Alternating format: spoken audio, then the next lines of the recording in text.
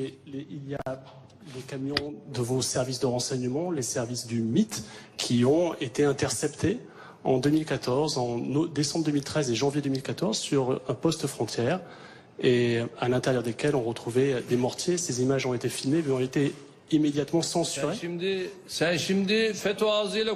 Toi, tu parles comme quelqu'un du FETÖ, avec leurs mêmes arguments. Je parle comme un journaliste français.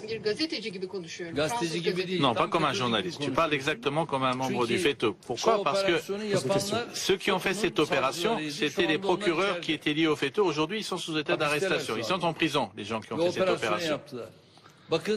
Écoutez, les organisations de renseignement ne peuvent pas... Ils ont des droits et ils ont des devoirs de transporter des armes d'un côté ou de l'autre selon les lois.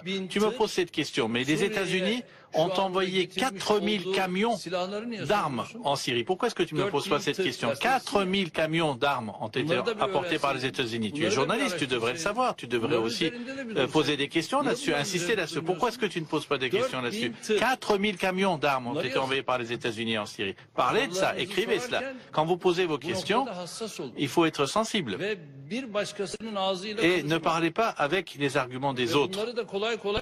Et il n'y a pas quelqu'un qui va avaler ces couleuvres facilement en face de vous, il faut que vous le sachiez.